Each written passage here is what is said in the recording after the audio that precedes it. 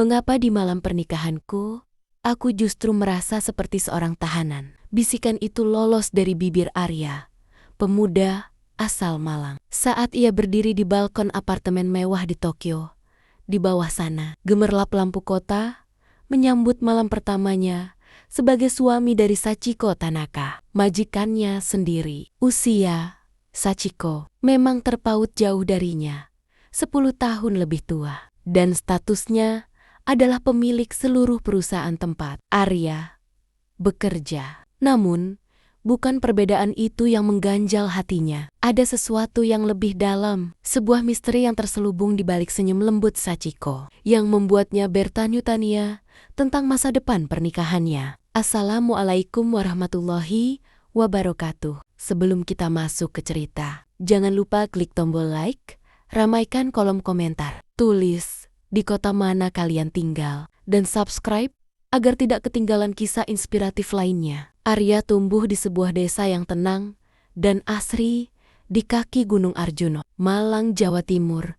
Sebagai anak bungsu, ia melihat sendiri bagaimana kedua orang tuanya, seorang petani dan seorang ibu rumah tangga, berjuang keras menafkahi keluarga. Sejak kecil, Arya memiliki tekad membara untuk mengangkat derajat keluarganya. Setelah lulus dari sekolah menengah kejuruan SMK dengan keahlian di bidang teknik mekatronika, ia menyadari peluang kerja di kampung halamannya sangat terbatas. Ketika brosur program magang ke Jepang sampai ke tangannya, Arya melihatnya sebagai secercah harapan. Dengan dukungan penuh dari orang tuanya dan sedikit pinjaman dari kerabat, Arya mendaftar dan berhasil lolos seleksi ketat. Ia ingat betul hari keberangkatannya, air mata orang tuanya, pelukan hangat dari kakak-kakaknya, dan janji yang ia ukir di hatinya untuk kembali membawa kesuksesan. Tibalah saatnya Arya menginjakan kaki di negeri Sakura. Udara dingin Tokyo yang menusuk tulang adalah sambutan pertamanya. Sangat kontras dengan hangatnya iklim tropis di Malang. Ia ditempatkan di sebuah pabrik suku cadang mobil berskala menengah, Tanaka Kogyo, yang terletak di pinggiran kota Tokyo. Kehidupan di Jepang jauh berbeda dengan desanya. Bahasa yang asing, budaya yang menjunjung tinggi kedisiplinan, dan ritme kerja yang cepat menuntut Arya untuk beradaptasi dengan segera. Di pabrik, Arya memulai segalanya dari nol. Ia belajar mengoperasikan mesin-mesin presisi, memahami sistem quality control QC yang ketat, dan bekerja dalam tim multikultural. Setiap hari adalah pelajaran baru. Meskipun terkadang rindu kampung halaman menyeruak, bayangan wajah orang tua dan keluarganya selalu menjadi bahan bakar semangatnya. Ia selalu ingat tujuannya, memberikan kehidupan yang lebih baik bagi mereka. Setelah 1 tahun menjalani program magang, kinerja Arya mendapatkan apresiasi yang luar biasa dari manajemen pabrik. Ia dikenal sebagai pekerja yang rajin, teliti, cepat belajar, dan memiliki inisiatif tinggi. Tidak jarang, ia tinggal lembur untuk memperbaiki mesin yang rusak atau mengoptimalkan proses produksi. Kemampuannya yang cepat dalam menyerap ilmu dan beradaptasi membuatnya menonjol di antara para peserta magang lainnya. Masa kontrak magangnya diperpanjang, dan ia tidak lagi sekadar magang, melainkan direkrut sebagai karyawan tetap dengan tanggung jawab yang lebih besar di departemen produksi. Lambat laun, Arya mulai fasih berbahasa Jepang. Tidak hanya percakapan sehari-hari, tetapi juga istilah teknis di pabrik. Ia juga semakin memahami nuansa budaya setempat, menjalin pertemanan dengan beberapa rekan kerja Jepang. Meskipun terkadang ia merasa ada jarak tak kasat mata karena perbedaan latar belakang. Suatu hari, Arya dipindahkan ke Departemen Quality Control Pusat. Ini adalah lompatan besar dalam karirnya. Di sana, ia bekerja di bawah pengawasan langsung seorang wanita yang sangat memukau, Sachiko Tanaka. Sachiko Tanaka adalah gambaran sempurna dari seorang wanita Jepang modern, anggun, cerdas, dan berkarisma. Di usianya yang menginjak 30 tahun, ia memiliki kecantikan yang elegan dengan rambut hitam panjang yang selalu tertata rapi, mata almond yang tajam namun memancarkan kehangatan, dan senyum tipis yang jarang terlihat namun sangat menawan. Ia adalah putri tunggal sekaligus pewaris tunggal dari Tanaka Kogyo, perusahaan yang didirikan oleh kakeknya. Arya merasa sangat gugup setiap kali berinteraksi dengannya. Sachiko selalu bersikap profesional dan ramah. Namun Arya bisa merasakan ada tatapan mata yang berbeda saat Sachiko melihatnya. Tatapan yang sulit ia artikan, seolah ada rasa ingin tahu yang tersembunyi. Awalnya, interaksi mereka sebatas urusan pekerjaan. Sachiko sering memberikan instruksi langsung kepada Arya, meminta laporan detail, atau mengamati cara kerjanya. Arya selalu berusaha memberikan yang terbaik, menunjukkan dedikasi dan profesionalisme. Ia belajar banyak dari Sachiko, bukan hanya tentang standar kualitas produk, tetapi juga tentang manajemen, kepemimpinan, dan etika bisnis Jepang yang ketat. Seiring berjalannya waktu, Arya dan Sachiko semakin sering berinteraksi, tidak hanya sebatas urusan pekerjaan. Sachiko mulai menunjukkan ketertarikan pada kehidupan Arya di luar pabrik. Ia sering bertanya tentang Indonesia, keluarganya, budaya Jawa, dan impian-impian Arya di masa depan. Arya pun merasa nyaman berbagi cerita dengan Sachiko, meskipun ia selalu berusaha menjaga batasan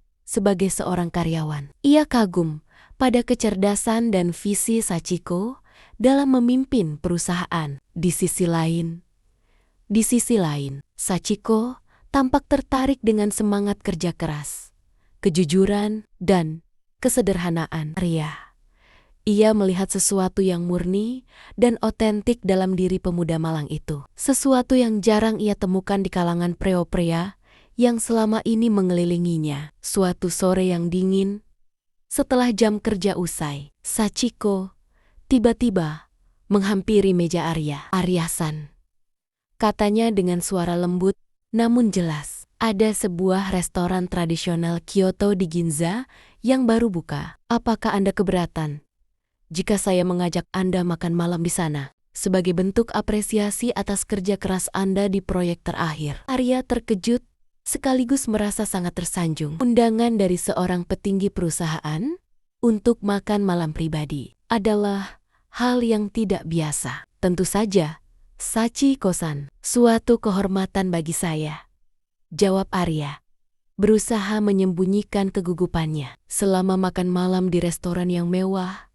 namun terasa hangat itu, mereka berbincang lebih santai, membahas berbagai hal di luar pekerjaan. Sachiko bercerita tentang kehidupannya yang terasa sunyi, meskipun dikelilingi kemewahan. Ia adalah putri tunggal, dan setelah kematian ibunya, beberapa tahun lalu, ia merasa sangat kesepian. Ayahnya, seorang pengusaha karismatik, terlalu sibuk dengan perusahaan dan urusan bisnisnya. Sachiko juga mengungkapkan tekanan yang ia hadapi sebagai pewaris tunggal, harapan besar dari keluarga, tuntutan untuk terus mengembangkan bisnis, dan kesulitan mencari pasangan hidup yang tulus. Bukan karena harta dan statusnya, banyak pria mendekatinya hanya demi keuntungan pribadi, membuat Sachiko menjadi pribadi yang sangat selektif dan cenderung tertutup. Arya mendengarkan dengan penuh perhatian. Ia merasakan empati yang mendalam terhadap kesepian yang dirasakan Sachiko. Di balik semua kemewahan dan kesuksesannya, tanpa disadarinya, tumbuhlah perasaan iba, kekaguman, dan juga ketertarikan yang lebih dalam di hatinya. Sachiko, di matanya, bukan lagi sekadar majikan yang berwibawa, melainkan seorang wanita yang juga memiliki kerapuhan dan kerinduan akan kasih sayang. Setelah malam itu, hubungan Arya dan Sachiko menjadi semakin dekat. Mereka sering menghabiskan waktu bersama di luar jam kerja, terutama pada akhir pekan. Mereka pernah mengunjungi kuil-kuil kuno di Kyoto, menikmati keindahan bunga sakura di Ueno Park, atau sekadar menikmati kopi di kedai-kedai kecil yang nyaman di Shibuya. Sachiko bahkan tertarik untuk belajar beberapa frasa bahasa Indonesia dari Arya. Arya mulai menyadari bahwa ia telah jatuh cinta pada Sachiko. Bukan hanya karena kecantikannya atau statusnya sebagai pemilik perusahaan, tetapi karena kepribadiannya yang kuat, kebaikan hatinya, kebijaksanaannya, dan kesamaan visi mereka tentang arti sebuah keluarga dan kebahagiaan. Namun, Arya juga menyadari jurang perbedaan yang sangat lebar di antara mereka. Sachiko adalah seorang wanita terpandang dari keluarga bangsawan industri dengan jaringan sosial yang luas dan kekayaan tak terhingga. Sementara ia hanyalah seorang pemuda biasa dari desa di Indonesia. Arya merasa tidak pantas untuk Sachiko, takut bahwa perasaannya akan menjadi beban bagi wanita itu. Ia berusaha keras untuk memendam perasaannya, bersikap seperti teman biasa. Meskipun setiap tatapan atau sentuhan tak disengaja dari Sachiko selalu membuat jantungnya berdebar kencang. Suatu malam, di awal musim panas, setelah mereka menghabiskan waktu menonton festival kembang api, musim panas yang megah di tepi sungai Sumida, Sachiko tiba-tiba berhenti di tengah keramaian. Ia menoleh ke arah Arya, menatapnya dengan mata yang lembut namun serius. "Arya-san," katanya dengan suara pelan, hampir tak terdengar di tengah riuh rendah suara orang banyak. "Ada sesuatu yang sangat penting ingin kukatakan padamu." Jantung Arya berdegup kencang, seolah ada ribuan kembang api meledak di dalam dadanya. Ia merasa firasat bahwa inilah saatnya, saat di mana semua yang ia pendam akan terungkap. Sachiko kemudian mengungkapkan perasaannya yang sebenarnya kepada Arya. "Sejak awal kita bertemu, aku telah terpesona oleh ketulusan, kerja keras, dan kebaikan hatimu." "Arya-san," ia memulai, suaranya sedikit bergetar. "Kau berbeda dari semua pria yang pernah kukenal. Bersamamu, aku merasa menjadi diriku sendiri. Aku merasa nyaman, dan aku merasa bahagia. Sesuatu yang sudah lama tidak kurasakan. Yang kuinginkan hanyalah menghabiskan sisa hidupku bersama dirimu." Sachiko menatap Arya dengan tatapan penuh harap. "Aku mencintaimu, Arya." Arya terkejut dan sangat bahagia mendengar pengakuan cinta dari Sachiko. Ia tidak pernah menyangka bahwa perasaannya akan berbalas secepat dan seberani ini. Air matanya hampir menetes saking harunya. Tanpa ragu, Arya meraih tangan Sachiko, menggenggamnya erat. "Sachiko-san," ucapnya, suaranya tercekat. "Aku juga mencintaimu, sangat mencintaimu." Malam itu menjadi malam yang tak terlupakan bagi mereka berdua. Malam di mana cinta melintasi batas negara, budaya, dan status sosial, mengikat dua hati yang tadinya tak saling kenal. Setelah itu, hubungan Arya dan Sachiko semakin serius. Mereka mulai merencanakan masa depan bersama, membicarakan tentang pernikahan dan kehidupan setelahnya. Namun, tentu saja, perjalanan cinta mereka tidak selalu mulus. Kabar tentang hubungan mereka yang tidak biasa ini mulai menyebar di kalangan keluarga besar Tanaka dan lingkaran bisnis mereka. Hubungan mereka mendapatkan tentangan keras dari beberapa pihak, terutama dari paman Sachiko, Kenji Tanaka, yang merupakan salah satu petinggi perusahaan dan sangat konservatif. Kenji meragukan ketulusan Arya, menuduh Arya hanya ingin memanfaatkan kekayaan dan status Sachiko. Bagaimana mungkin seorang imigran biasa dari negara berkembang bisa menikahi pewaris Tanaka Kogyo? Ini tidak masuk akal. Ini hanya akan mencoreng nama baik keluarga kita dan merusak reputasi perusahaan, seru Kenji dalam sebuah rapat keluarga yang tegang. Beberapa kolega senior di perusahaan juga menunjukkan sikap yang berbeda pada Arya setelah kabar hubungannya dengan Sachiko tersebar. Tatapan sinis, bisikan-bisikan mencurigakan, dan sikap meremehkan. Arya menghadapi semua ini dengan kepala tegak. Ia tidak gentar. Ia tahu bahwa ia harus membuktikan kepada semua orang bahwa cintanya pada Sachiko tulus, dan ia memiliki kemampuan untuk menjadi pendamping hidup yang baik bagi Sachiko, serta mampu memberikan kontribusi positif bagi perusahaan. Ia bekerja lebih keras, menunjukkan inisiatif dalam setiap proyek, dan menawarkan ide inovatif untuk efisiensi produksi. Ia mempelajari lebih dalam seluk-beluk bisnis, membaca buku-buku manajemen, dan meminta bimbingan dari Sachiko sendiri. Sachiko juga tidak tinggal diam. Ia adalah wanita yang kuat dan berpendirian teguh. Ia membela Arya di hadapan keluarganya dan para petinggi perusahaan. Ayah, paman, dan Anda semua, kata Sachiko dengan suara tegas dalam sebuah pertemuan keluarga yang sangat panas. Arya bukan seperti yang kalian kira. Ia tulus, cerdas, dan pekerja keras. Ia adalah satu-satunya orang yang melihatku sebagai Sachiko, bukan sebagai pewaris Tanaka Kojo. Perusahaan ini butuh semangat baru, dan Arya bisa memberikannya. Aku yakin ia adalah orang yang tepat untuk menjadi suamiku dan membantuku memimpin perusahaan. Keteguhan, dan cinta Sachiko perlahan mulai meluluhkan hati orang-orang yang awalnya meragukan mereka. Ayah Sachiko, meskipun awalnya khawatir melihat kesungguhan putrinya dan perubahan positif dalam diri Sachiko sejak mengenal Arya, ia juga mulai melihat potensi dalam diri Arya.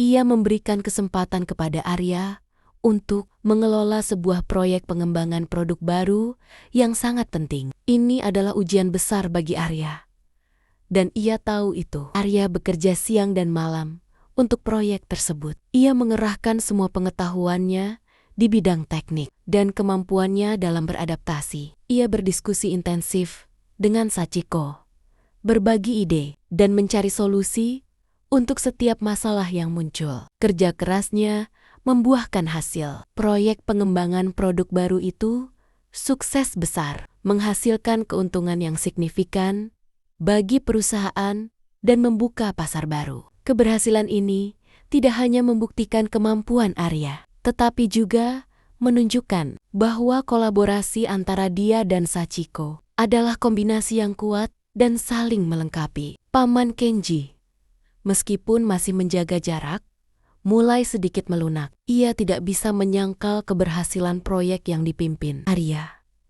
Beberapa kolega yang awalnya sinis mulai menghormati Arya.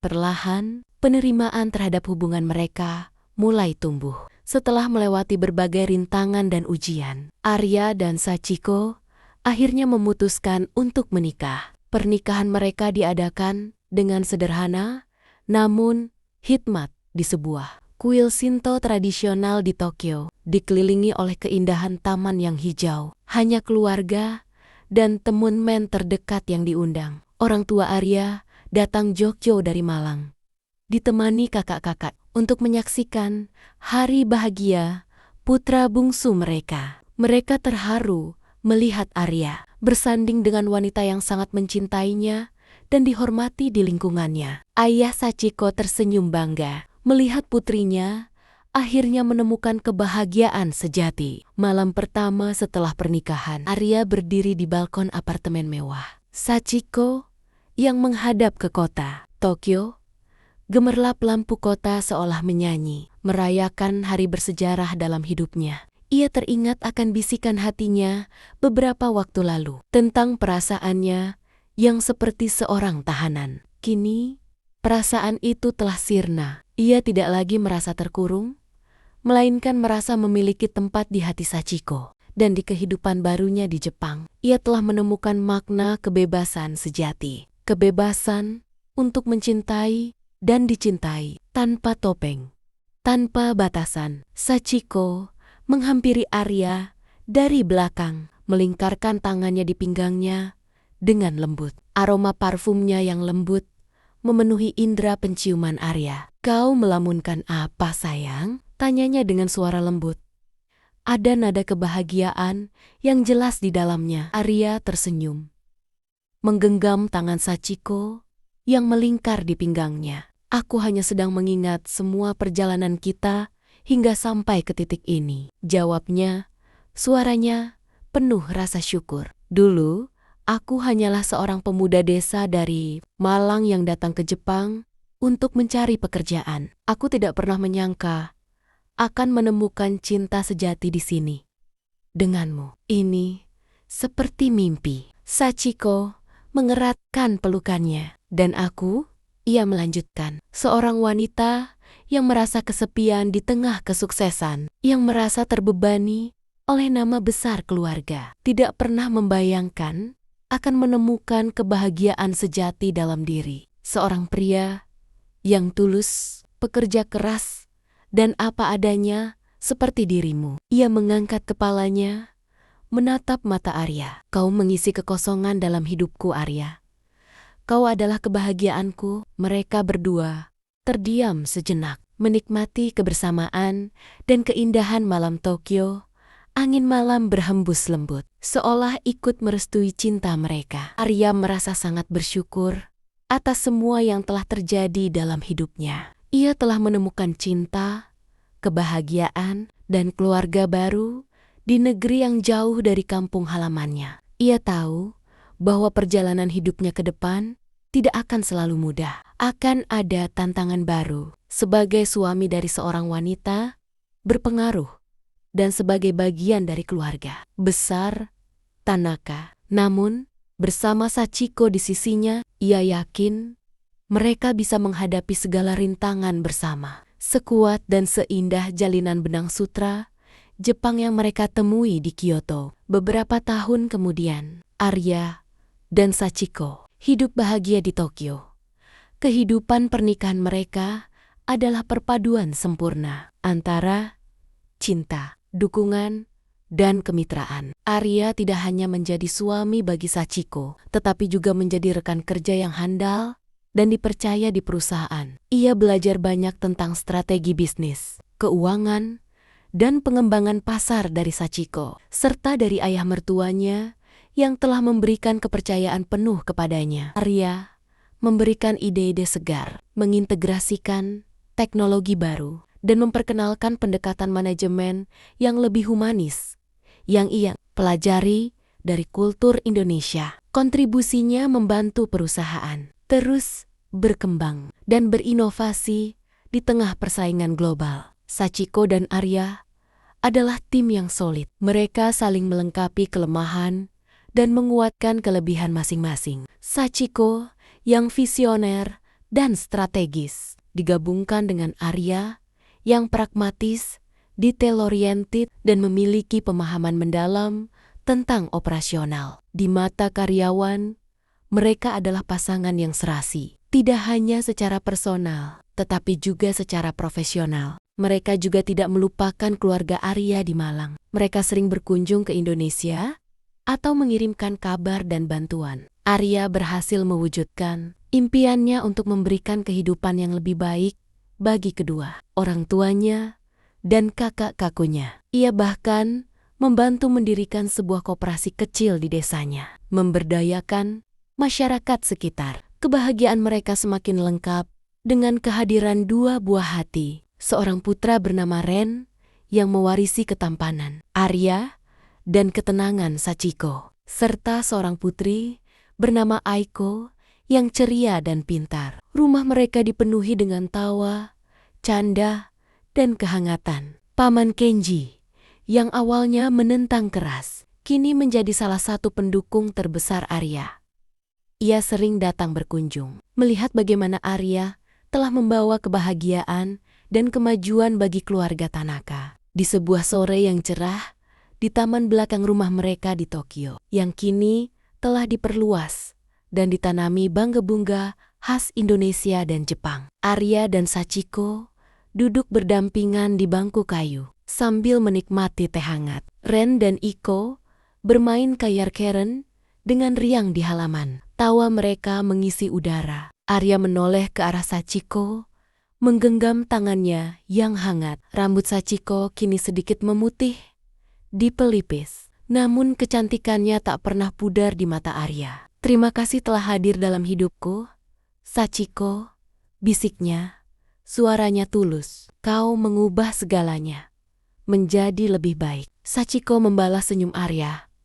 Tatapan matanya penuh cinta dan syukur. Ia menyandarkan kepalanya di bahu Arya. "Aku juga berterima kasih padamu sayang," katanya lembut. "Kau adalah kebahagiaanku yang tak ternilai. Kau membuat sangkar emas ini menjadi istana cinta yang sejati." Kisah Arya, pemuda dari Malang yang mengadu nasib di negeri orang, dan Sachiko, pewaris tunggal sebuah imperium bisnis di Jepang, adalah bukti nyata bahwa cinta tidak mengenal batas usia, status sosial, maupun perbedaan budaya. Cinta sejati yang dibangun di atas ketulusan, pengertian, dan kerja keras akan menemukan jalannya, bahkan di tempat yang paling tak terduga sekalipun, dan berakhir dengan kebahagiaan yang abadi. Mewariskan tidak hanya sebuah perusahaan, tetapi juga sebuah keluarga yang penuh cinta dan harmoni. Semoga dengan adanya kisah yang saya bagikan dapat memberikan pelajaran bagi kita semua dan menginspirasi agar menjadi pribadi yang lebih baik lagi. Jangan lupa klik tombol like, tulis di kolom komentar di kota mana kalian tinggal. Bagikan kepada temanmu jika ini bermanfaat, dan subscribe agar tidak ketinggalan kisah inspiratif lainnya. Wassalamualaikum warahmatullahi wabarakatuh.